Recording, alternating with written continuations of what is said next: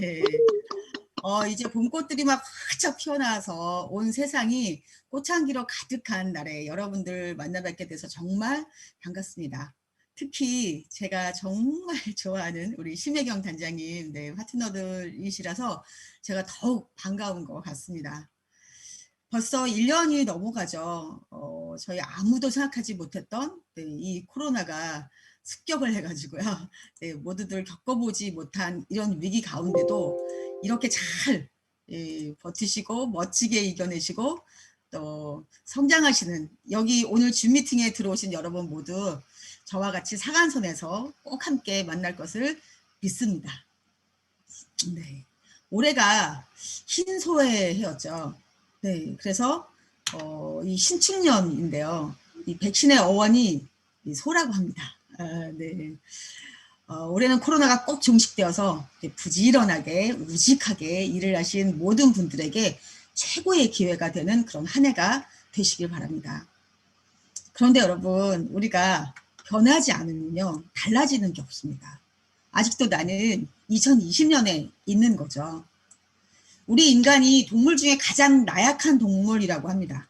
털도 없죠. 날카로운 이도 없죠. 발톱도 없어서 가장 사실 먼저 지구상에서 멸종했어야 되는데요. 어떻게 이렇게 인류를 지배할 수 있었을까? 딱 두 가지 이유라고 합니다. 첫 번째는 지혜가 있어서, 그리고 적응력입니다. 굉장히 중요하다는 거죠. 그러니까 위기가 왔을 때 이 지혜와 적응력으로 우리가 기회를 만들어야 한다는 겁니다. 여러분, 전 세계에서 가장 그 환경이 좋은 동물원은 바로 탄자니아의 동물원이라고 합니다. 그런데 이 탄자니아 동물원이요, 적자가 계속 나는 겁니다. 이 방대한 지역에 울타리를 계속 만들고 관리를 하다 보니까 입장료보다 관리비가 더 많이 나가는 거죠. 그래서 이제 여러 가지 막 생각들을 하고 아이디어를 냈는데, 어떤 직원 한 사람이 이렇게 아이디어를 낸 겁니다. 우리 지금하고는 거꾸로 해봅시다. 그러니까 울타리를 없애서 동물들 좀 풀어내고요. 결국 우리가, 인간이 그 철창 안에 들어가자는 거죠. 여러분, 이게 지금 우리가 큰 동물원에 가면, 네, 바로 그 사파리라고 하는, 우리가 이렇게 차를 타고 가면서 그 여유롭게 막 놀고 있는 맹수들을 보잖아요. 막 먹이도 주고. 바로 여기서 나왔다고 합니다. 그래서 그때부터 탄자니아 동물원이 흑자로 돌아서게 된 거죠. 그러니까 결국은 생각을 경영해야 된다는 거죠. 역발상인 거죠.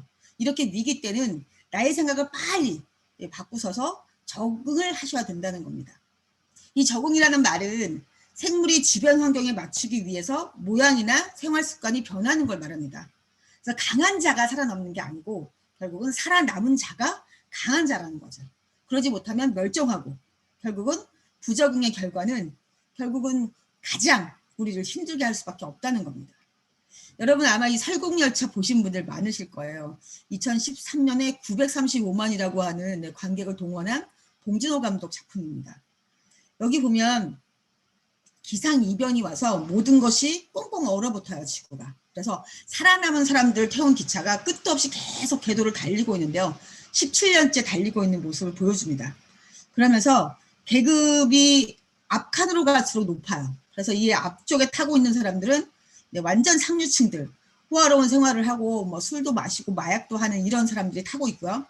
뒤쪽으로 갈수록 가난한 사람들인 거죠. 그래서 맨 끝에는 빈민굴인데요.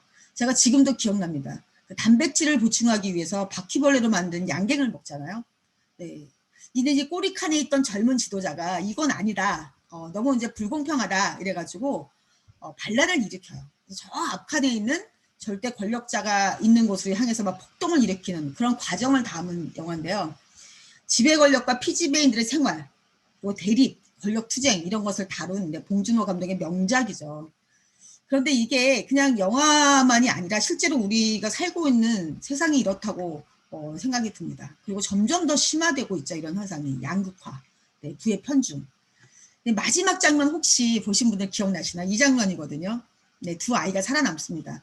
그 기차 안에서 폭동으로 인해서 막 어른들이 다 죽고요. 결국 이 두 아이가 튕겨져 나와서 이 얼어붙은 지구상에 이제 살아남는 겁니다. 요나와 팀인데요. 이 지구 온난화의 최대 피해자인 육식동물이 살아남은 것을 이제 저희가 희망으로 생각하죠. 저 멀리 곰이 있거든요. 곰 한 마리가. 우리 모든 그 영화를 보는 어른들은 이 아이들을 보면서 제발 살아남아라. 적응 잘해라. 네, 우리들도 우리 아이들을 보면서 사실 가장 바라는 게 그거 아닐까요? 우리가 죽고 난 뒤에도 너네들은 제발 적응을 잘하고 살아라. 네, 그런 부모의 마음인 것 같습니다. 더운 곳에 사는 사막여우랑 추운 곳에 사는 북극여우가 이렇게 몸이 달라요. 똑같은 북극여우인데 더운 곳에 사는 애들은 몸집이 작고 귀가 크죠. 그래서 몸에서 열을 많이 내보내야지만 생존할 수 있는 거고요. 추운 곳에 사는 북극여우는 몸집이 큰데 귀가 작아서 열을 덜 내보내야지만 생존할 수 있다는 겁니다. 위기일 때 어떻게 전략을 세우고 대처했느냐에 따라서 위기가 지나간 뒤에 엄청난 차이가 날 거라는 거죠.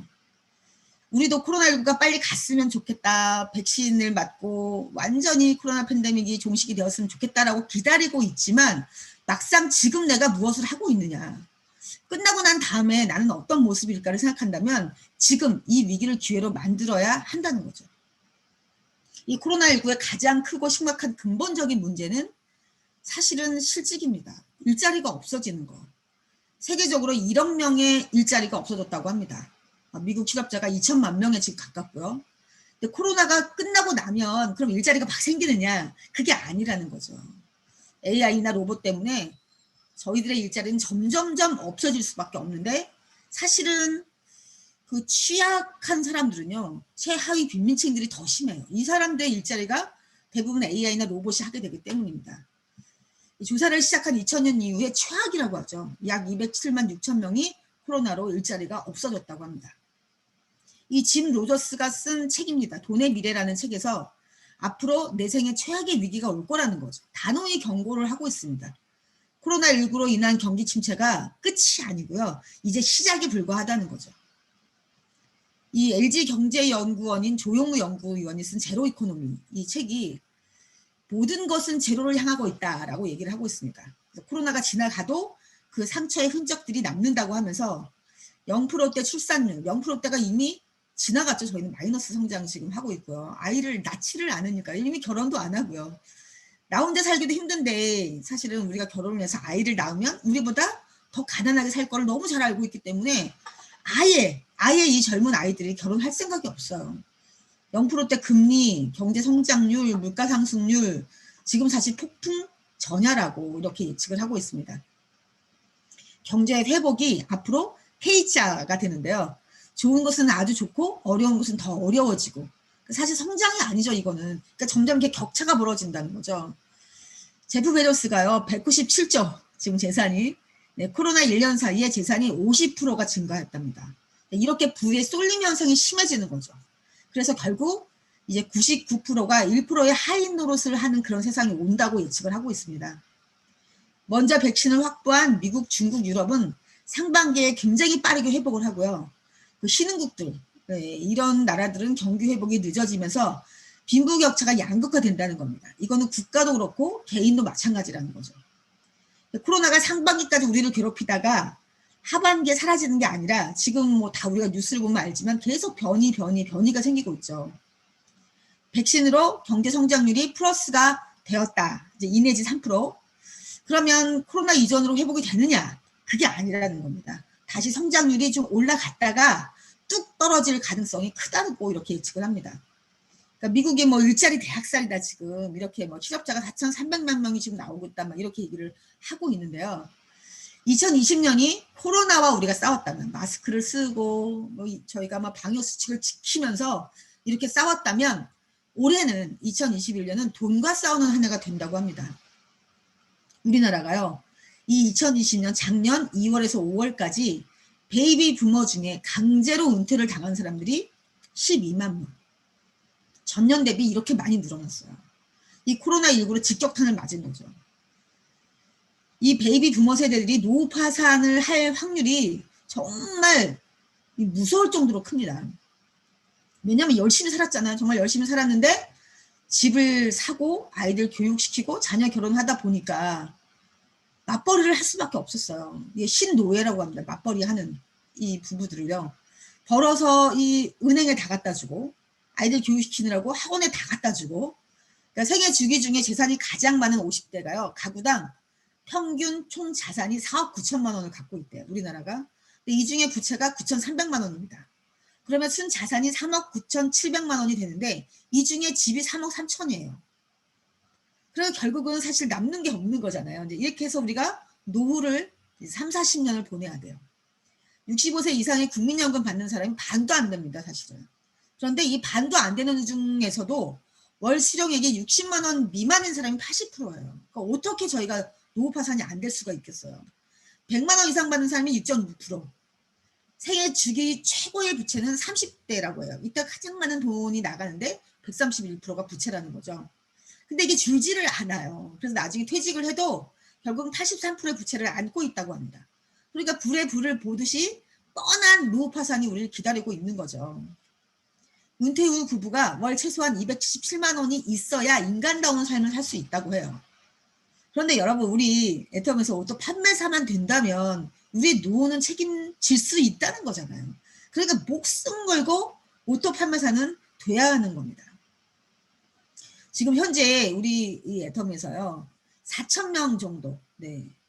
더 중요한 거 뭐냐면 오토 판매사가 되기 직전, 그러니까 양쪽 150만 이상 고기 막 와 있는 임계점을 딱 넘어가야 되는 고객분들이 3만 명 정도가 된대요. 여기서 이제 딱 한 번 더 호흡을 가다듬고 정말 있는 힘을 다해서 그 임계점을 딱 넘어가야지만 우리 노후는 보장이 된다는 거죠. 혹시 여기 계신 분들 중에 내가 바로 거기에 있다, 지금 150, 160 요 사이에 좀 있다, 양쪽 좌우 합해서 한 300만 정도에 있다, 이러신 분들은 올해를 확 넘어가는 해로 만드셔야 합니다. 이 코로나19가 나의 미래, 나의 노후를 정확하게 경험하게 한 기회가 됐다는 건데요. 여러분, 저는 20년 넘게 옷가게를 했던 사람이에요. 그것도 잘하지도 못했어요.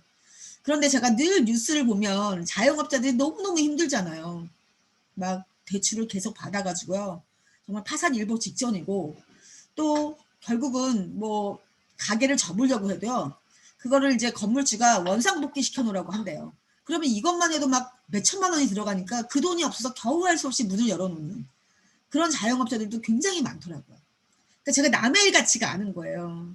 제가 10년 전에 이 애터미를 선택하지 않았다면 나는 지금 어떤 모습일까? 정말 생각하기도 싫습니다. 근데 끔찍합니다. 뻔하잖아요, 제가요. 이 코로나19에 정말 뭐 파산을 했거나 아니면 하고 있어도 죽을 만큼 힘들 게 뻔하니까요. 그래서 제가 올해 정말 어떤 해보다도 애터미를 제가 만났던 것이, 애터미를 선택했던 것이 너무너무 감사한 한 해 보내고 지금 있습니다. 내가 지금 애터미를 만나지 않았다면 나의 미래와 나의 노후는 어땠을까? 정말 여러분 많이 생각해보는 한 해가 되셨을 것 같아요. 자, 로버트 기요사키가 이런 말을 했습니다. 부자 아빠, 가난한 아빠에서 시스템을 만들거나 사거나 들어가야 부자가 된다고 했는데 우리는 정말 이 들어가면 되는 애텀을 선택한 거잖아요. 다른 네트워크는 시스템을 만들어야 하거든요. 전 세계 100% 인류 중에서 95%는 최선을 다해서 지금도 성실히 열심히 살고 있다는 거죠. 무엇을 위해서? 노동소득을 위해서. 그런데 5%는요. 아주 자유롭게 소득 창출을 하고 있다는 거예요. 근데 이 사람들이 훨씬 더 많은 부를 가져가죠. 권리소득. 우린 지금 이 5% 안에 들어가려고 애텀을 선택했다는 겁니다. 자, 일반 기업은 오너가 시스템을 만들죠. 그리고 월급을 줘요. 그래서 타인의 시간과 노동력을 가져갑니다. 그리고 나머지 이익은 모두 오너가 가져가요. 그런데 네트워크는 어떤가요? 오너가 시스템을 만들긴 하죠. 우리 박한글 회장님이 시스템을 만들어 주셨지만 매출 공유에선 제외돼요. 저는 이게 정말 큰 비전이라고 생각하거든요. 사업자들이 이 시스템에서 박한글 회장이 만들어 놓은 것을 각자가 활용해서 오너가 되는 거예요. 우리가 오너잖아요. 그래서 매출과 이익을 공유한다는 겁니다. 그래서 우리가 단단계가 아닌 일반 기업에서 우리가 결국 월급을 받는 거, 이거는 단단계잖아요. 이렇게 해서 우리는 절대로 성공할 수가 없어요. 그래서 여러분과 제가 이 다단계, 이걸 선택한 거죠. 코로나로 세계 자동차 공장의 73%가 멈춰버렸다고 합니다. 그러니까 직장인 10명 중에 8명이요 투잡을 하고 싶다. 77%입니다. 그런데 이것도 코로나 이전에 이런 거죠. 그러니까 언제나 내 직업에 대해서 불투명한 거예요. 비전이 없는 거예요. 그렇지만 할 수 없이 가족을 생각해서 이 일을 하고 있었다는 거죠. 그러다가 코로나가 오고 난 다음에 어때요? 이거 정말 이제 코로나가 심각하게 저희가 우리 일에 대해서 생각을 해보게 했다는 겁니다. 저는 너무나 이게 좋은 기회인 것 같아요. 우리가 아무리 가서 이 네트워크 사업에 대한 얘기를 해도요. 다들 다단계라고 피하고 말리고 하잖아요. 그런데 이 코로나가요. 목숨을 걸고 우리들 대신 교육을 시켜줬어요. 그래서 지금 일자리 잃어버리거나 아니면 일자리를 갖고 있더라도 내가 이제 이거를 계속하면 안 된다는 생각을 하고 있는 거죠. 이럴 때 우리가 가서 애터미 비자를 막 줘야 된다는 겁니다. 분명히 그런 생각을 하고 있는 사람들이 지금 있다는 거죠. 많다는 거죠. 근데 이 투잡을 하고 싶은 사람들이 어떤 일을 하고 싶냐 물어보면 리스크가 없는 일, 뭐 제조 공장이나 점포나 직원이나 뭐 재고에 염려가 없는 그런 일을 하고 싶어 한다는 거예요. 결국 이것 때문에 이 리스크 때문에 코로나에 기업들이 전부 도산하는 거잖아요. 자영업들이 전부 문 닫는 거잖아요. 우리나라는 정말 전 세계에서 제가 볼 때는 유일무이한 자영업 천국? 아니 자영업 사실은 천국이 아니죠. 지옥입니다. 너무너무 많아요. 사실 왜냐하면 자영업이 쉽잖아요. 우리나라는 자기가 식당이나 뭐 카페나 이런 걸 내는 게 너무 쉽습니다. 그러니까 서로 사실은 이 파이를 나눠 갔는데 지금 저희들이 그러니까 뭐 남이 안 돼야 내가 돈을 버는 이런 구조에 지금 저희가 살고 있는 거죠. 전 세계 맥도날드 매장이 35,000개입니다. 그런데 우리나라에만 치킨집이 59,000개예요. 네, 카페 10만 개라고 합니다, 여러분. 정말 자영업 지옥이죠. 그런데도 지금도 자영업을 시작하시는 분들이 너무 많아요. 결국 우리가 끝없는 경쟁 가운데 뭐 회사를 다니던 자영업을 하던 결국은 그렇게 남을 밟아야지만 내가 성공할 수 있는 이런 일을 여태까지 했다는 거죠. 그런데 우리 애터미는요. 남의 역량으로 내가 돈 버는 일입니다. 네. 그리고 또 나의 역량으로 남을 돈 벌기도 해요. 예, 우리는 이제 1인 플랫폼, 네, 바로 내가 원하는 일을 선택한 거죠. 돈을 투자하지 않는 아이템에 우리가요. 시간과 노동은 투자하지만 결국 왜 투자하냐면 시간과 노동과 경제로부터 자유로워지는 아이템이기 때문에 우리가 지금 이걸 선택한 거죠. 실패해도 손해나지 않을 아이템입니다. 예. 그래서 우리는 이 선택한 애터미를 지금 기회로 만들어야 하고 그러려면 제대로 탄탄하게 빠르게 지금 우리가 적응하고 지혜로 바로 나의 한 해 정말 내가 임계점을 넘어가는 한 해를 만들어야 한다는 겁니다. 그리고 코로나 이후는요. 완전히 다른 세상이 시작된다고 봐야 합니다.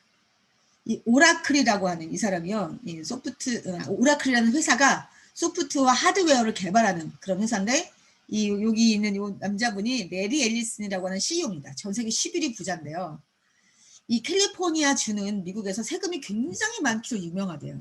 전부 대기업들이 이 세금이 싼 텍사스로 이전을 하고 있답니다. 지금 현재. 그래서 이 오라클도 본사 이전을 했어요. 텍사스로. 그런데 그러면 이 오너가 텍사스로 가야 될 거 아니에요. 본사가 거기 있으니까. 그런데 이 레리 앨리슨이 어디로 집을 옮겼냐면 하와이로 이사를 갔어요. 라이나 섬으로. 네, 미국에서 뭐 6번째로 큰 섬이라고 하는데 여기를 그냥 통째로 산 거죠. 사실은 98%가 이 사람 거라고 하니까요. 네, 우리나라 돈으로 5,200억 원입니다. 이 라이나 섬이. 근데 여기에 뭐 리조트나 이런 것들을 막 지어가지고 인력 고용을 3,800명을 했대요. 그러니까 어마어마한 부자죠. 근데 왜 이 사람이 텍사스로 본사를 옮기면서 자기는 막상 하와이로 갔냐 이겁니다. 하와이가 뭐 사실 우리 모두가 살고 싶은 그런 곳이잖아요. 네, 그런데 왜 그곳으로 갈 수 있었냐면 줌으로 모든 것이 다 되기 때문에 갔다는 거예요. 줌으로 자기가 이 사업하는데 단 하나의 부족함이 없기 때문에 그렇게 했다는 겁니다. 네, 코로나는요 너무 많은 걸 빨리 바꿔버렸어요. 그래서 코로나가 종식이 되어도 우리가 그 이전으로 100% 돌아가지 않는다는 겁니다. 자, 그런데 여러분 95%는 돌아간다는 거예요. 다시 그 전으로. 그런데 5%는 돌아가지 않는다고 해도 이게 어마어마하다는 겁니다. 저희가 이제 250만 명, 우리나라 인구 중에 250만 명이면 광역시 인구라고 해요. 광주가 한 145만, 수원이 한 뭐 100만, 성남 이런 데가 100만 정도 되는데 요걸 합한 거죠. 광주와 뭐 성남 정도. 그런데 요 인구가 없어진다고 생각해 보세요. 요게 이제 우리나라 인구 중에 5%. 그런데 주민등록증을 만든 이후에 우리나라가 처음으로 인구가 감소했습니다. 그래서 5,182만 명 우리나라 인구 중에 전년 대비 2만 명이 없었습니다. 군 한 개가 없어져 버린 거예요. 그러니까 2040년에 시 한 개씩 이제 없어진다고 해요. 그러니까 여러분 이게 우리나라가요 지금 이제 나중에는 정말 그 전 세계에서 빨리 없어진 나라가 되지 않을까 뭐 이런 생각도 해보는데요. 이 5%의 차이도 엄청나다는 거죠. 또 두 번째는 이 코로나가 끝나고 나면 양극화, 부익부 빈익빈이 엄청나게 심해진다는 겁니다. 미국에는요 연봉 1억 이상의 60%가 이번 코로나로 인해서 재택근무, 원격근무가 가능했습니다. 그러니까 그 일자리가 그냥 살아남아 있다는 거죠. 그런데 연봉 4천 이하 이렇게 버는 사람은 10%만 가능했대요. 그러니까 90%가 일자리를 잃게 되는 거죠. 네. 이걸 누가 하느냐? 앞으로 AI나 로봇이 다 한다는 거예요. 우리보다 훨씬 잘한다는 거죠. 취약계층이 훨씬 더 어려워진다는 겁니다. 사실은. 그래서 여러분 앞으로 온라인으로 되지 않는 직업은 모두 일자리가 없어진다고 봐야 됩니다. 그래서 우리는 빨리 지금 우리가 하고 있는 일도 방향을 바꿔야 된다는 거죠. 코로나19로 최대의 수혜 기업이 어딜까요? 여러분하고 지금 저희가 줌을 하고 있잖아요. 이 바로 줌이에요. 이 폭증하는 이용자 수를 소화하기 위해서 좀 아까 제가 말씀드렸던 레리 앨리슨이 CEO인 그 오라클과 계약을 했다는 겁니다. 아마존이. 이 원조 아이엠맨 우리 영화 잘 아시죠? 거기에 그 제일 먼저 모델이 된 사람이 레리 앨리슨이에요. 76세인데 현재. 우리 테슬라는 잘 알고 계시죠? 근데 일론 머스크가 51세인데 두 사람이 엄청나게 절친이래요. 나이 차이가 이렇게 나는데도 불구하고. 지금 현재 세계 최고 부자 1위가 뭐 제프 베조스였다가 뭐 일론 머스크였다가 왔다 갔다 하잖아요. 그런데 이 제프 베조스가 1년간 전기차로 일론 머스크죠. 일론 머스크가 1년간 전기차로 주식이 10배가 됐대요. 하루에만 14조가 늘어났다는 겁니다. 이렇게요. 부의 편중이 엄청나게 심해진다는 거예요. 근데 아마 제가 보기에는 우리 애터미도 올해 끝나고 난 다음에 이제 코로나가 끝나고 난 다음에 저희가 다시 이제 그 전에 이제 오프라인으로 돌아간다면 아마도 많은 라인들의 격차가 날 것 같아요. 잘 되는 라인과 되지 않는 라인의 격차, 또 잘 되는 사람과 되지 않는 사람의 격차가 굉장히 많이 벌어질 것이라고 저는 생각합니다. 자, 그러려면 내가 결국은 잘 되는 라인이 돼야 되고 내가 잘 되는 사업자가 돼야 되잖아요. 그러려면 첫 번째는 생각을 바꿔야 한다는 거죠. 네, 그래야지 우리가 기회가 온다는 거죠. 늘 말씀하셨던 이성현 박사님이 attitude is everything. 네, 자세가 전부라는 거죠. 전 세계 상위 부자 400명 중 40%가 유대인이라고 합니다. 또 세계 500대 기업 간부 중에 유대인이 41.5%. 엄청나죠. 자, 그럼 우리나라는 얼마나 되느냐? 우리나라는 0.3%밖에 되지 않습니다. 이스라엘 면적 남한의 5분의 1밖에 되지 않아요. 굉장히 작은 나라죠. 그리고 또 한국인의 평균 지능지수. 우리 세계 최고입니다, 여러분. 정말 머리가 좋은 민족이에요. 106. 그런데 이스라엘의 평균 지능지수는 94밖에 되지 않아요. 세계 45위, 거의 꼴찌입니다. OECD 국가 중에. 국제 성취도 평가라는 게 있는데요. 피사라고 하는데 여기서도 우리나라는요. 항상 1, 2, 3, 4위로 왔다 갔다 해요. 최상위권이죠. 그런데 이스라엘은요. 34개 국가 중에 30위, 거의 이것도 꼴찌입니다. 자, 그런데 노벨상 수상자는 어떻게 될까요? 한국은 한 명인데 여태까지 김대중 대통령. 유대인은 200명입니다. 유대인 인구가 1,500만 명밖에 되지 않아요. 세계 인구 중에 0.5%입니다.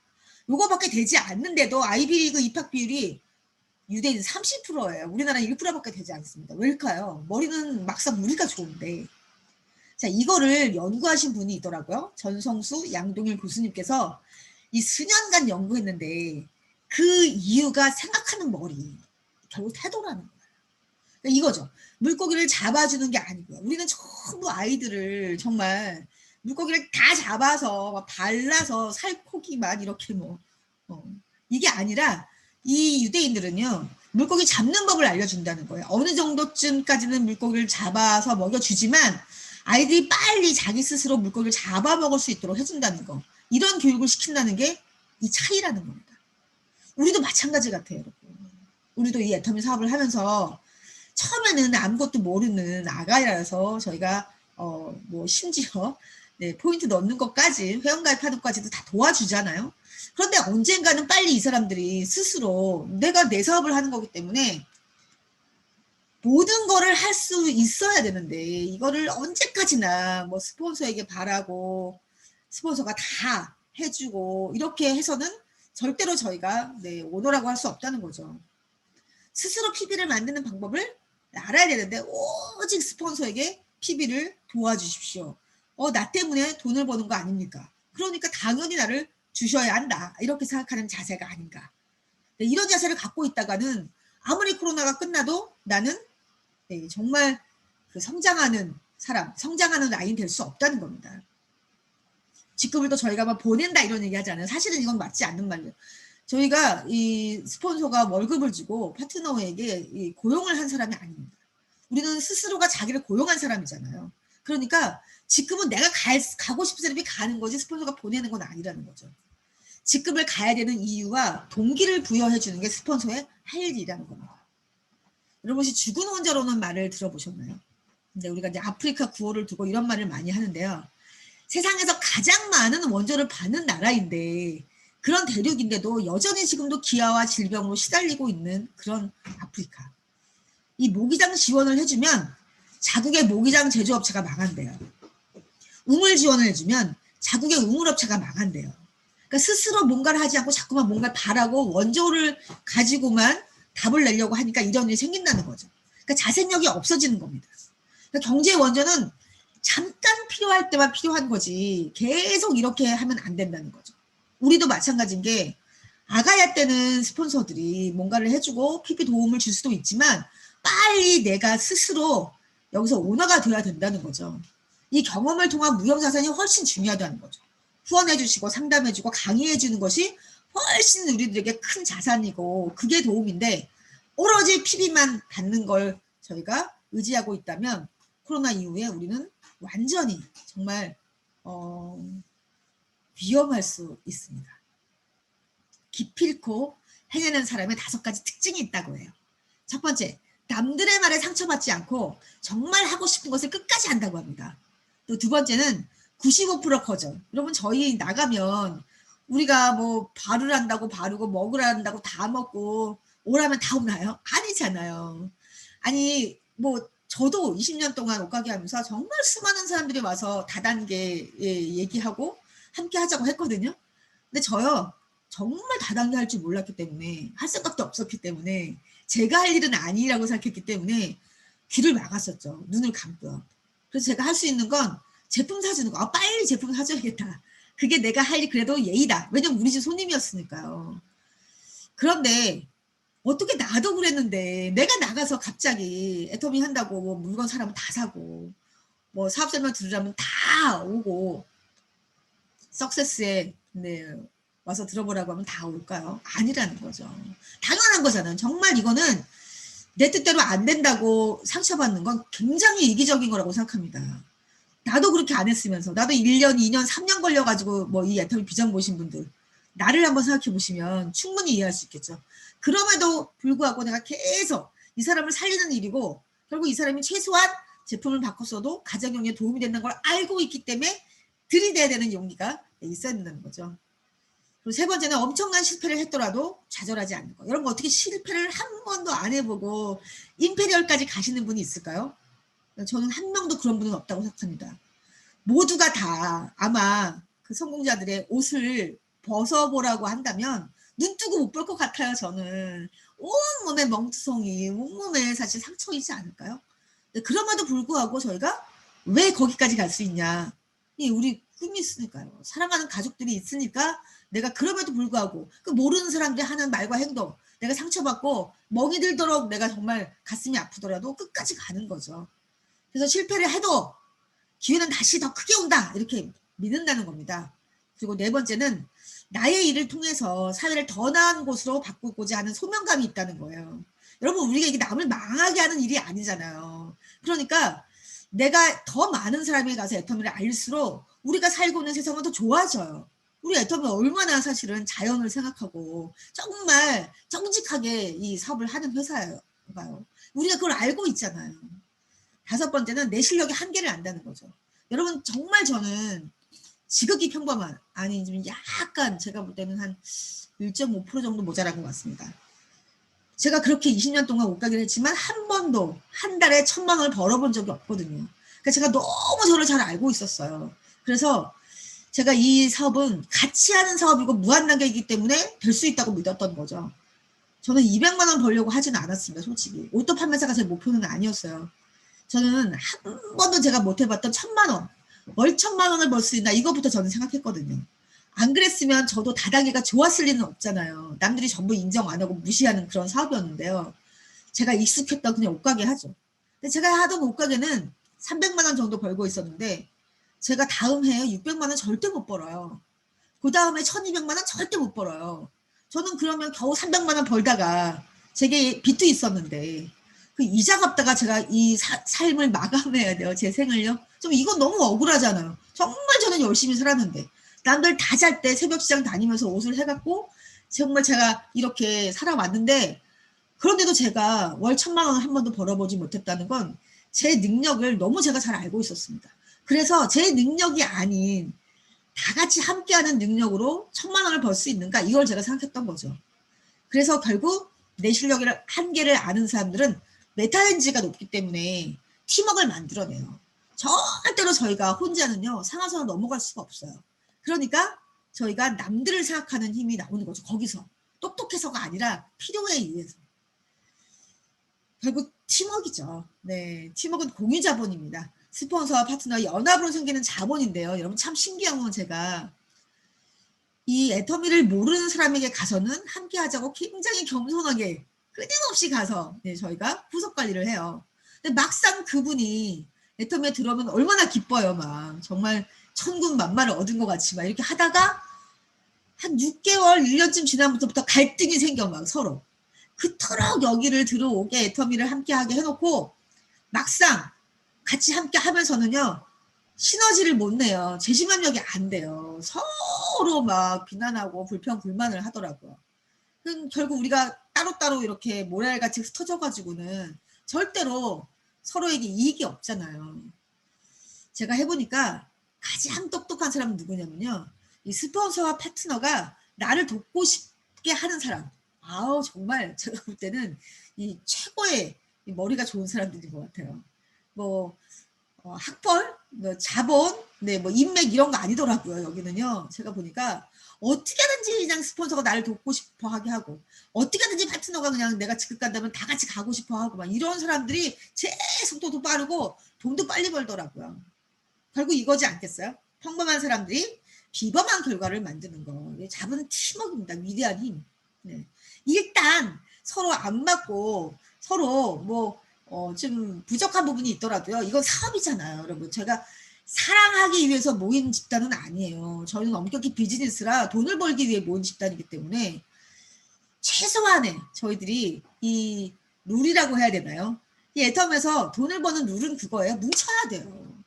다 저희 평범한 사람들이 모였잖아요. 절대로 다른 걸 해서는 성공할 수 없는 사람들이 모였기 때문에 답은 흩어지면 안 됩니다. 각자 저희가 마음을 모아서 공동의 목표를 딱 정하고 함께 가야 되는 거니까요. 자, 그러면 어떻게 해야지만 저희가 큰 조직을 구축할 수 있냐? 당연히 소통해야 되겠죠. 상대방에게 예의를 갖추고 경청을 하면 네, 인재가 모인대요. 그러니까 우리가 나보다 나은 파트너가 나와야 되잖아요. 네, 그러려면 우리가 파트너에게 내가 마치 고용한 고용주, 월급을 주는 사람처럼 네, 이렇게 막 권력을 휘두른다거나 뭐 내 말 안 따라오면 막 놓고 갑니다 막 이런 거 있잖아요. 네, 이렇게 하면 나보다 나은 파트너가 안 나온다고 해요. 그리고 자존심을 세우고 내가 말을 많이 할수록 나랑 비슷한 사람이 모인다고 합니다. 내 주위에. 이것도 답이 아니죠. 네, 내 자랑을 하고 막 명령을 하고 막 권력을 휘두르고 막 이렇게 되면 그리고 막 그 부족한 부분 막 지적하고 나무라고 막 이러면 사람이 떠나고 남아있더라도요. 나보다 못한 사람이 남아있대요. 저희가 바라는 바가 아니죠. 네. 로버트 키오사키가 가난한 사람들은 부자들의 자산을 쌓아주느라고 자신의 귀중한 인생을 허비하고 있다고 얘기를 하는데 저도 사실은 잘 몰랐어. 이 얘기를 듣고 나니까 막 소름 끼치더라고요. 저도 이렇게 살았던 거죠. 가장 중요한 포인트는 빠르게 되든 천천히 되든 쉽고 편한 길은 없다는 겁니다. 우리는 이미 애터미를 딱 선택하면서 사실은 도전한 거잖아요. 여태까지 우리가 했던 일을 하지 않고 정말 돈 버는 그냥 돈 버는 게 아니죠. 저는 그 석세스 아카데미 처음 갔을 때 박한글 회장님이 속리산에서 이런 말씀 하셨어요. 정말 큰 돈은요, 평생 버는 게 아니라고 하시더라고요. 그 짧은 기간 동안에 평생 벌고 남을 만한 큰 돈을 버는 거라고 얘기를 하시더라고요. 저도 그런 방법을 몰랐어요. 그냥 열심히 성실히 최선을 다해서 남편 월급 받고 저 자영업해서 그게 돈 모으면 집 사고 땅 사고 뭐 아이 교육시키고 그리고 뭐 결혼시키고 이렇게 노후 보장하고 이렇게 생각했거든요. 그게 결국은 부자들의 자산을 쌓아주느라고 제 귀중한 시간과 인생을 허비하는 줄 몰랐다니까요. 그래서 제가 눈 감고도 할 수 있는 20년 동안 했던 옷가게를 바로 그만둔 거죠. 내가 안전지대에 있으면 안 되겠다. 눈 감고도 다니는 남대문 동대문 시장 이거 하면 안 되는구나. 내가 남들이 전부 말리고 정말 다단계에 대해서 사람들이 그렇게 저한테 막 안 좋은 얘기를 할지라도 제가 분명히 답을 받잖아요. 그러니까 빨리 이 위험한 곳으로 가야겠다라고 생각한 겁니다. 불안한데 예, 거기를 가야지만 부자가 될 수 있다는 거죠. 남들이 다 선택하는 다단계에는 답이 없어요. 이 천천히 부자 되기가 뭐냐면 우리가 알고 있는 돈 버는 방법입니다. 공부 진짜 잘해서. 여러분 고등학교 우리나라 전국에 있는 고등학교에서 전교 1등 한다고 스카이대를 가지 못해요. 사실. 그 정도로 어려운 이 바늘구멍 같은 이 스카이대를 가서 또 대기업을 들어가야 돼요. 그리고 저축을 65세 은퇴할 때까지 해요. 30년간 연봉 8천만 원이라고 하면 저축을 반을 해야 됩니다. 여러분. 그래야 20억을 모을 수 있어요. 그럼 이게 안전한가? 이것도 사실 굉장히 이건 안전하지 않은 건데도 우리는 이게 답이라고 생각하고 정말 열심히 살았잖아요. 이 알렉스 베커가 쓴 가장 빨리 부자 되는 법이라는 책에 보면 무조건 사업을 해야 된다고 나와 있습니다, 여러분. 근데 어떤 사업인가요? 보통 사업 우리가 할 수가 없잖아요. 자본도 들어가야 되죠. 경험도 있어야 되는 거죠. 인맥도 있어야 되죠. 예, 근데 우리는 정말 이 애터미를 알아보고 선택했다는 것 자체가 우리 정말 똑똑한 겁니다. 네, 스스로 우리가 네, 박수를 쳐야 되는 겁니다. 이 부자의 마인드는요, 천천히 30년 동안 아까처럼 이렇게 한 푼 두 푼 모아서 이렇게 벌 생각이 없답니다. 부자는. 그래서 우리는 부자의 마인드인 거예요. 여러분 어떻게 30년 동안요 어떤 사고도 안 나고 또 내가 다니는 회사가 망하지도 않고 요새 같은 경우는 코로나19에 막 엄청나게 줄줄이 도산하잖아요. 회사들이요. 앞으로 AI나 로봇이 내 일자리를 뺏어가지 않는 보장이 있나요? 여러분 이거 사실 도박이에요. 평생 지장이 아니잖아요. 요즘은요. 네. 그리고 이제 부자는 믿음이 있대요. 믿음. 무슨 믿음? 나는 부자가 될 거라는 믿음이 있답니다. 여러분. 여러분 어떻게 믿음이 없는 일을 할 수가 있을까요? 근데 결국은 내가 된다는 믿음이 있기 때문에 우리가 일을 지금도 하고 있는 거잖아요. 또 세 번째는 부자는 지금 할 수 있는 거 집중한다는 겁니다. 지금 할 수 있는 거. 내가 지금 뭐를 해야 되나. 이거가 가장 우선이라는 거죠. 그런데 오늘 눈이 와서 오늘 안개가 너무 많이 껴서 오늘 좀 약간 배가 아파서 근데 이거 자꾸만 이 다음에 나중에 이렇게 미루면 안 된다는 거죠. 그리고 목표를 계획한다. 목표를 항상 세운다는 겁니다. 내가 목표를 세우고 처음부터 다 해내지 못하더라도 분명하게 내가 할 수 있는 목표를 계속 세워서 언젠가는 가능한 빨리 해내야 된다는 겁니다. 그래야지만 내가 그 작은 목표, 그러니까 목표는 처음부터 너무 크게 잡으면 실망만 해요. 거봐 목표를 세우면 뭐해 안 되잖아. 이걸 확인하시면 안 된다는 거죠. 그러니까 우리가 목표를 세우고 살지 않았기 때문에 지금까지 목표 세우는 걸 알아도 잘 못 세워요. 목표 세우는 방법도 잘 몰라요. 저희가요. 그래서 스폰서와 상담해서 내가 당장 할 수 있는 그 목표부터 세워서 이걸 해내셔야만 성취감, 자신감이 생겨요. 그래서 조금 더 어려운 목표를 또 세울 수 있고 그래서 결국은 점점 어려운 난이도가 높은 목표를 해낼 수 있다는 겁니다. 다섯 번째 멘토가 있대요. 나도 저 사람처럼 되고 싶다. 네, 우리 사실 멘토라는 게 너무 어렵게 생각하는 것 같아요. 모든 것이 나보다 완벽한 이런 게 아니고요. 나보다 뭐라도 하나가 나은 사람은 멘토입니다. 무조건. 네. 난 저 사람은 적어도 내가 꼭 되고 싶다. 나도 저렇게 닮고 싶다. 이런 거. 멘토가 있답니다. 그리고 여섯 번째는 돈 버는 행동만 한대요. 저도 사실 돈이 안 되는 행동만 했잖아요. 이 애터를 만나기 전까지. 그게 돈 버는 방법인 줄 알았죠. 네, 결국은 이 돈 버는 행동이라는 건 자세를 말한다고 생각합니다. 저는. 그럼 배의 성장은 절대 멀미를 하지 않는데요. 왜일까요? 멀리 보니까. 목적지를 보니까요. 여러분 저희가 200만 원 목표가 아니잖아요. 저희는 아니 왜 보통 사람들이 여기 와가지고 전부 대부분 다 뭐 처음 초창기 때 하시는 분들 신불자 하셨잖아요. 그분들이 막 인맥이 있거나 정말 뭐 사회에서 어느 정도 자기 명예나 지위를 갖고 있던 분들도 아닌 분들이 대부분 다 성공하셨어요. 근데 왜 우리가 못하겠어요? 충분히 할 수 있죠. 근데 어디를 봐야 될까요? 멀리 임페리얼 봐야 되는데 코앞에 당장 막 오토 팔면서 안 되고 막 이런 거 보면서 멀미를 한다는 거죠. 그래서 그때마다 흔들려. 네. 흔들리니까 멀미를 하는 거잖아요. 멀리 내가 되고 싶은 거, 하고 싶은 거, 갖고 싶은 거 이걸 봐야 된다는 거죠. 그래야 파도가 쳐도 이 위기를 헤쳐나갈 수 있다는 겁니다. 이 매는요. 하늘을 빙빙빙 돌다가 먹잇감이 딱 있다. 이 표적이 있다. 그러면 갑자기 속력을 낸다는 겁니다. 쏜살같이 내려와서 먹이를 채간다는 결정적인 순간에 몰입을 한다는 거죠. 네, 바로 우리도 이 코로나19가 와서 다들 힘들다, 어렵다 이러고 있을 때요. 바로 이때가 우리가 몰입을 해야 하는 결정적인 순간인 겁니다. 속도가 나기 때문에 오히려 속도가 나는 거죠. 지금은 속도가 안 나는 것 같아도 여러분 코로나가 끝났을 때 올해 말에 그 속도가 우리 눈앞에 보일 겁니다. 이상한 나라의 앨리스에 보면 이런 말 나오거든요. 어디로 갈지 모르면 일단 가라. 네, 이렇게 얘기를 해요. 그러니까 이 난관에 부딪혔을 때, 위기에 처했을 때, 또 고민에 빠졌을 때, 한계에 부딪혔을 때 그 사람이 어떤 질문을 하는지 보면 알 수 있대요. 그 사람은. 이 성공자는요. 3가지 질문을 절대로 하지 않는다고 합니다. 여러분. 생각은 할 수 있겠지만 입 밖으로 내시면 이렇게 정말 내가 말한 대로 되니까요. 요거는 절대 하지 말아야 되겠죠. 했다가 안 되면 어떻게 해요? 네, 이런 질문 안 하셔야 된다고 합니다. 이 성공자는요. 내가 결단을 딱 했으면 그 뒤에는 절대로 망설이거나 걱정하지 않고 행동과 실천을 한다고 해요. 또 2번째는 성공하려면 얼마나 해야 돼요? 이거 알까요, 여러분? 이거 아는 사람 있을까요? 제가 볼 때는 아무리 유능한 스폰서도 이건 대답 못 해줄 것 같아요. 왜요? 나에게 달려있으니까요. 내가 어떻게 하느냐에 따라서 성공하려면 얼마나 걸리는지 알 수 있는 거지. 이게 남이 저에게 알려줄 수 있는 게 아니거든요. 내가 얼마나 집중하느냐, 몰입하느냐, 대가 지불하느냐, 여기에 달려있다는 겁니다. 답은 나에게 있다는 거죠. 3번째는 지금까지는 해왔지만 자신이 없어요.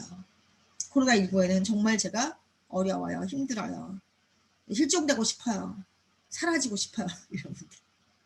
네, 여러분. 우리만 겪는 거 아니잖아요. 코로나19요. 전 세계 인류가 똑같이 겪고 있어요. 지금요. 그나마 우리는 애터미를 선택해놨으니까 얼마나 다행이에요. 지금 애터미도 모르고 있는 사람, 또 애터미가 바로 옆에 와 있는데도 모르고 선택 안 하는 사람 얼마나 많습니까? 정말 저희 잘한 거죠. 다시 시작하면 돼요. 괜찮아요. 실패는요, 포기해야 할 이유가 아니고 다시 시작하라는 뜻인 거죠. 다시 시작해. 그리고 우리 오뚜기, 요즘은 이제 그런 장난감이 없는데 제가 어렸을 때만 해도 오뚜기가 굉장히 많았는데 너무 신기했어요. 이게 밀면 일어나고 그 무게중심이 어디 있냐면 밑에 있기 때문이거든요. 그러니까 저희들이 머리만 커지고요. 이 손, 발, 다리 이렇게 안 움직이면 저희 무슨 일 안 생깁니다. 특히 이 위기 가운데는 여러분 이 무게중심 밑에다 두고요. 예, 정말 이 손, 발, 다리를 부지런히 움직이셔야 한다는 거죠. 실패하더라도 다시 저희가 일어서면 된다는 겁니다. 데이비 베컴, 네, 뭐 얼굴도 잘생기고, 네, 축구 실력도 최고잖아요. 코너킥의 레전드라고 불리는데요. 인터뷰를 한 걸 제가 봤는데 이제 물어보더라고 기자가 축구를 잘하는 비결이 뭐냐 이렇게 물어보니까 이 데이비 베컴이 뭐라고 하냐면요. 내 시간에 거의 다를 축구한테 쓰기 때문이다. 나 정말 뭐 재능이 있다. 뭐 이게 아니에요. 무슨 얘기죠? 노력했다는 거잖아, 노력. 그죠? 훈련했다. 연습했다 이 뜻인 거죠. 그럼 축구를 안 할 때는 뭐 하냐? 이렇게 물어보니까 이 사람이 축구하는 팀원들하고 같이 있다. 이렇게 얘기하더라고요. 그럼 혼자 있을 때는 뭐 하냐? 축구 생각한다. 이렇게 얘기하더라고요. 여러분, 이렇게 몸값이 진짜 우리나라로 따지면 뭐 수십억씩 하는 이런 사람들도 지금도 이렇게 자기의 모든 거를 축구에 투자하고 있다는 겁니다. 아마 이 사과 보신 분들도 있을 텐데요. 이 태풍에 과수원에 있던 사과들이 90%가 다 떨어진 해가 있었습니다. 그러니까 모두가 이 농부들이요. 낙심했겠죠. 절망했겠죠. 한 농부가요. 생각을 전환한 거죠. 그래서 이렇게 센 태풍이 여러 번 왔는데도 떨어지지 않았다고 그 남아있는 10%의 사과들이요. 그래서 이 농부가 거기다가 이렇게 합격 사과라고 이름을 붙였어요. 네. 그래서 이걸 팔았습니다. 10배 비싸게. 전부 다 완판됐다는 거죠. 우리 어때요? 우리도 합격 애텀이에요. 네. 어떤 일이 있어도 네, 계속 우리가 실패를 하더라도 네, 우리가 결국은 그 10% 끝까지 포기하지 않고 남아서 임페리얼이 되는 그런 합격 애터미인들이 되시기 바랍니다. 두 번째는 변화가 속도라는 겁니다. 우리 코닥 필름 기억나시죠? 저희 학교 다닐 때 왜 수학여행이나 뭐 이런 거 가면, 그리고 봄 소풍 막 이런 거 가면 이 코닥 필름 가지고 사가지고 갔었잖아요. 36방짜리 막 이런 거. 그거 잘못해가지고 이렇게 발 같은 거 찍어서 날리면 되게 막 아깝고 막 이랬잖아요. 근데 비코닥드라는 단어가 있습니다. 네. 이게 무슨 뜻이냐면 코닥처럼 된다. 좋지 않은 뜻인데요. 시대의 흐름에 대처하지 못해서 몰락한 기업을 말하는 뜻입니다. 이 코닥은요, 알고 있었다는 거예요. 언젠가는 필름의 시대가 끝난다. 그런데 왜 이거를 알고 있었는데도 대처를 못했냐면 눈앞에 이익을 얻기 위해서 때를 놓친 겁니다. 이게 필름의 퀄리티를 높이면 소비자가 계속 사용할 것이라고 오판을 한 거죠. 근데 소비자는 그걸 원한 게 아니었어요. 필름이 아예 필요 없는 디지털 카메라, 우리가 지금 쓰고 있잖아요. 이걸 선택한 거죠. 자, 석기 시대가 끝났죠. 석기 시대가 끝난 이유가요, 돌이 떨어져서가 아니에요. 돌은요, 지천에 널려 있었어요. 왜냐하면 새로운 발명품 청동기가 나온 거죠. 여러분, 지금 우리가 그런 겁니다. 코로나19가 와서 지금 세상이 변하고 있는데 아직도 나는 돌을 들고 있다고 생각해 보세요. 네. 이 K자에서 밑으로 내려갈 수밖에 없겠죠. 코로나19가 우리에게 지금 강제로 변할 것을 요구하고 있을 때 빨리 우리 적응해야 된다는 겁니다. 이 맥킨지 보고서에 보면 1차, 2차, 3차, 4차 산업혁명이 일어났는데 4차 산업혁명은 다르다는 거예요. 그래서 속도가요, 이전의 산업혁명과는 다르게 100배나 크고 또 그 크기도 300배나 크고 충격과 파급 효과가 3000배라고 합니다. 여러분, 그러니까 빨리 적응하셔야 돼요. 정말 우리 꿈 다 날아갈 수 있습니다. 오늘이 며칠인 것 같으세요? 2021년 3월 26일? 아닙니다. 땡. 여러분, 지금 5년 후로 와 있다고 생각하셔야 돼요. 2026년도 3월 26일이다라고 생각하셔야 된다는 겁니다. 그렇게 빨리 5년치 정도 빠르게 변화하시고 공부하시고 적응해야 된다는 거죠. 그래야 나와 내 아이들이 정말 하고 싶은 거, 갖고 싶은 거 가질 수 있다고 생각하시면 되겠습니다. 우리 인간은요, 낯선 상황에 들어가야 기존에 있던 생각으로부터 벗어난대요. 참 희한하죠? 그러니까 낯선 일을 하는 건요, 정체되지 않기 위해서인 거죠. 그게 바로 우리가 도전입니다. 직급 도전, 또 유지 도전, 이런 거죠. 이럴 때 우리가 우리 안에 있던 사실은 위험한 것으로 들어가게 하면서 우리 안에 있던 잠재된 능력들이 다 나올 수 있게 한다는, 스스로 만들어야 된다는 거죠. 스스로 내가 그 위기를 만들어야 된다는 겁니다. 그러니까 누가 얼마나 성장하는가, 변화하는가, 이거는요, 간절한 사람이라는 거죠. 머리가 좋은 사람, 뭐 돈을 많이 가진 사람이 아니고 성공하고 싶다는 그 간절함이 큰 사람들이 그렇게 나 자신을 위기에다가 내몬다는 거죠. 네. 세상의 모든 꿈은 간절한 만큼 이루어진다고 합니다. 그 변화가요, 말로 하는 게 아니잖아요. 사실 행동으로 하는 거잖아요. 마음가짐도 아닙니다. 나 맨날 변화해야지 이렇게 마음가짐을 갖는다고 하는 게 아니라 행동하는 게 진짜라는 거죠. 우리가 건강하고 싶으면 다 운동해야 된다는 거 알아요. 누구나 다 알아요. 그런데 맨날 운동해야지 하고 있다고 되는 게 아니잖아요.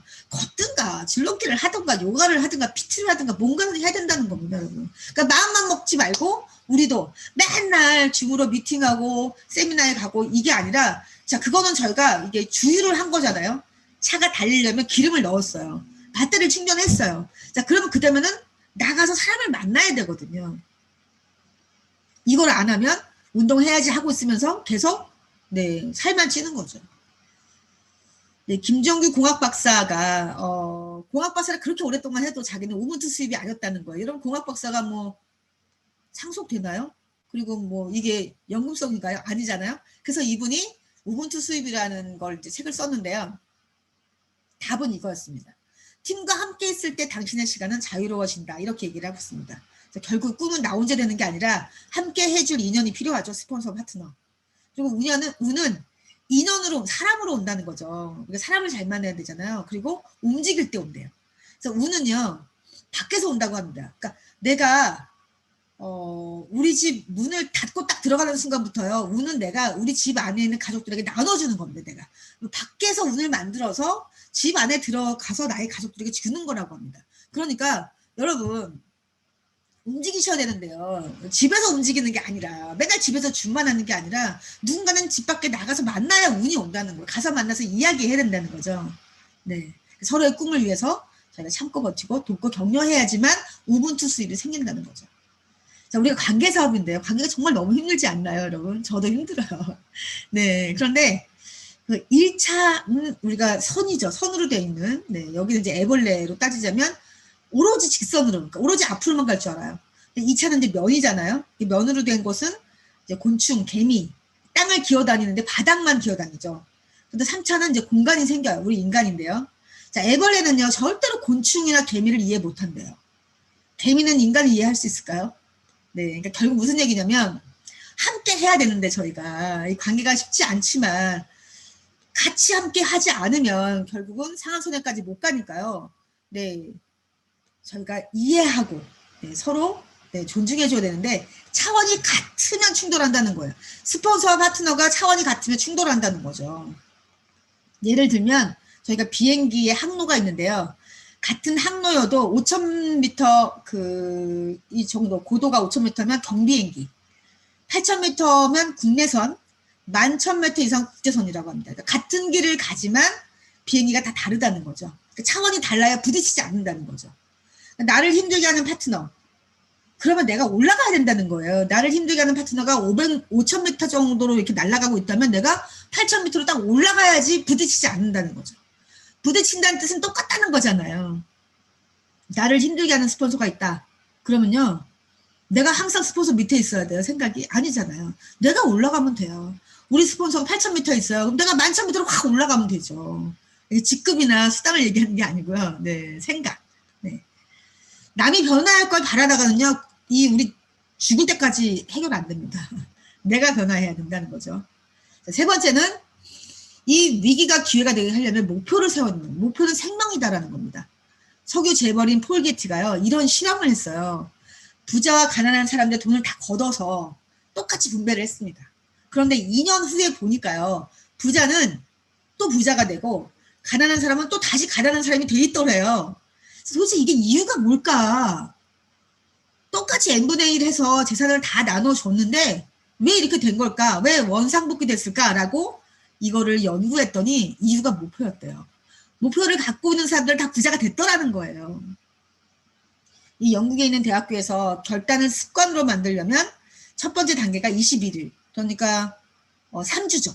3주 동안 내가 목표를 세우면 이것을 해내는 습관을 만들고, 두 번째는 66일, 한 2달이죠. 2달째 되면 이제 어떤 단계가 오냐면 그 일을 안 하면 이상하고 불편하대요.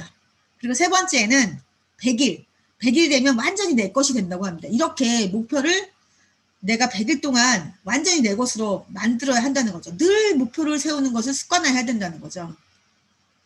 여러분, 브라이언 트레시라고 아마 많이 다 아실 거예요. 이 불우한 가정에서 태어나서 고등학교는 중퇴하고요.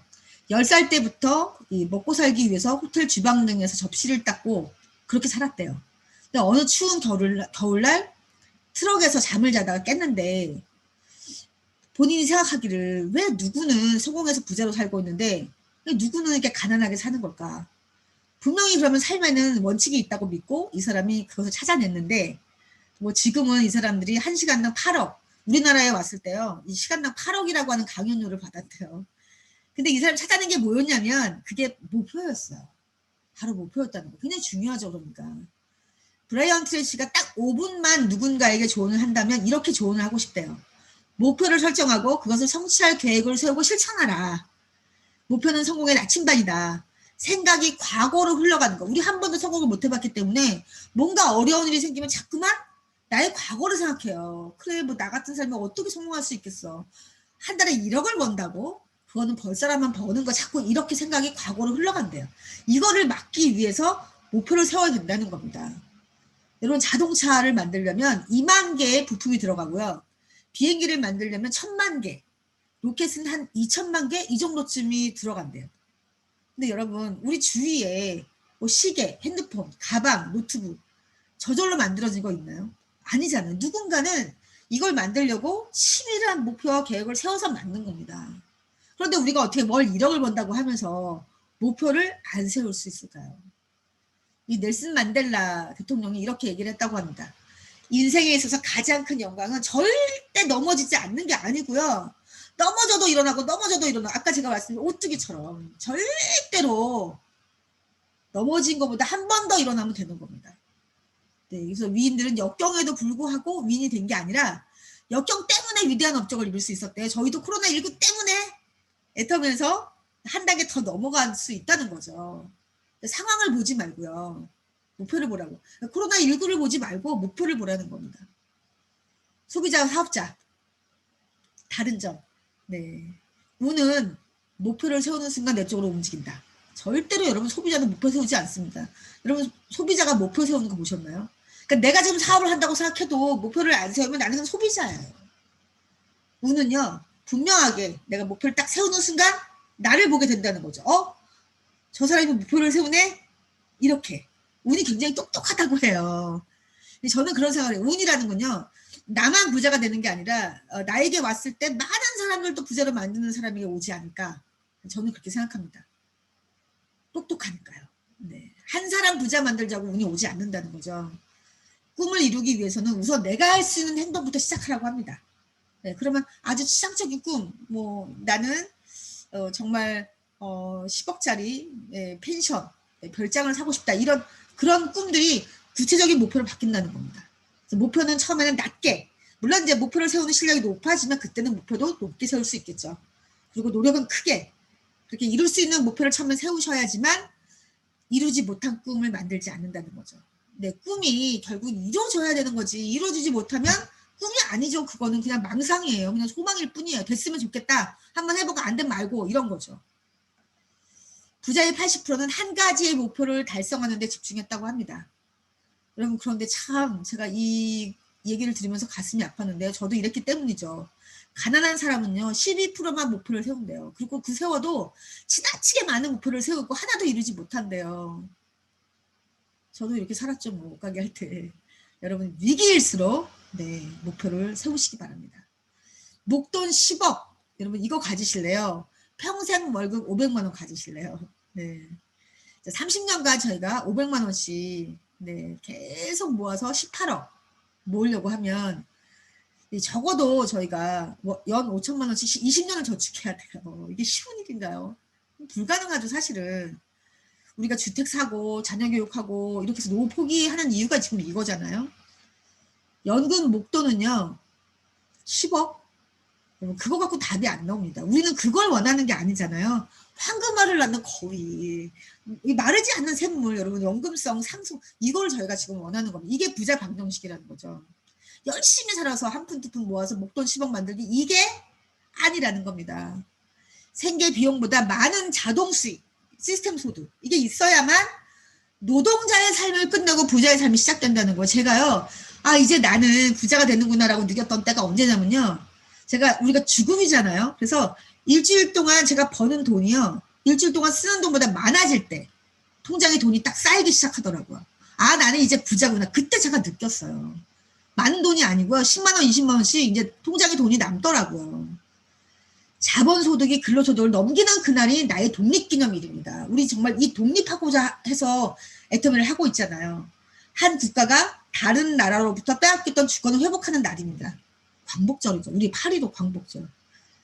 내가 한 인생으로서 경제적인 자유를 취득하는 날이 나의 독립기념일입니다. 이날부터 우리는요. 무엇이든지 할 수 있는 자유. 내가 하고 싶지 않은 일은 안 해도 되는 자유. 네, 바로 이 자유를 갖게 되는 날이에요. 내 결정권을 갖는 날이죠. 하기 싫은 일을 안 해도 되는 권력을 딱 갖는 날입니다. 이 스노폭스의 CEO 김승호 회장이요. 자기 독립기념일 날은 해마다 본인에게 특별한 선물을 한대요. 꽃다발을 자기에게 주고 가족들과 함께 굉장히 멋있는 그런 레스토랑에 가서 밥도 먹고 이렇게 한다고 하더라고요. 여러분 나의 독립기념일 며칠인지 오늘 꼭 주무시기 전에 네, 다이어리에 기록하시기 바랍니다. 나는 이날이 나의 독립기념일이 되게 하겠다. 네. 여러분 BTS 너무너무 자랑스러운 우리나라의 청년들입니다. 네.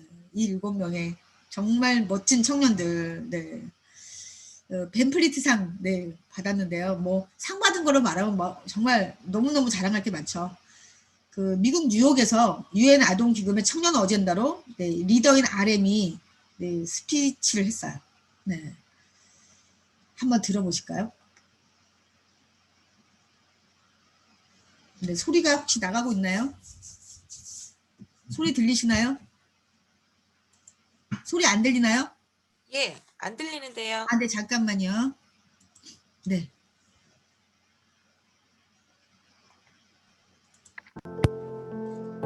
네, 이제 I 들리시죠? used to imagine that I was a superhero who could save the world. And in an intro to one of our early albums, there's a line that says, "My heart stopped when I was maybe 9 or 10." Looking back, I think that's when I began to worry about what other people thought of me and starting seeing myself through their eyes. I stopped looking up at the night skies, the stars. I stopped daydreaming. Instead, I just tried to jam myself into the malls that other people made. Soon, I began to shut out my own voice and started to listen to the voices of others. No one called out my name, and neither did I. My heart stopped and my eyes closed shut. So, like this, we all lost our names. We became like ghosts. But I had one sanctuary, and that was music. There was a small voice inside of me that said, "Wake up, man, and listen to yourself." But it took me quite a long time to hear music calling my real name. Even after making the decision to join BTS, there were a lot of hurdles. Some people might not believe, but most people thought we were hopeless. And sometimes I just wanted to quit. But I think I was very lucky that I didn't give it all up. And I'm sure that I and we will keep stumbling and falling like this. And maybe I made a mistake yesterday, but yesterday's me is still me. Today, I am who I am with all of my faults and my mistakes. Tomorrow, I might be a tiny bit wiser, and that'll be me too. These faults and mistakes are what I am, making up the brightest stars in the constellation of my life. I have come to love myself for who I am, for who I was, and for who I hope to become. I like to say the one last thing. After releasing our Love Yourself albums and launching the Love Myself campaign, we started to hear remarkable stories from our fans all over the world, how our message helped them overcome their hardships in life and start loving themselves. Those stories constantly remind us of our responsibility. So, let's take all one more step. We have learned to love ourselves. So now I urge you to speak yourself. I like to ask all of you, what is your name? What excites you and makes your heart beat? Tell me your story.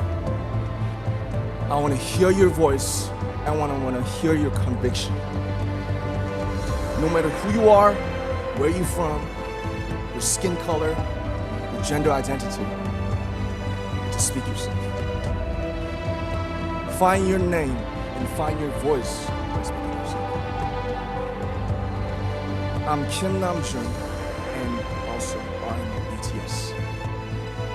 I have many faults and I have many more fears, but I'm gonna embrace myself as hard as I can, and I'm starting to love myself gradually, just little by little. What is your name? Speak yourself.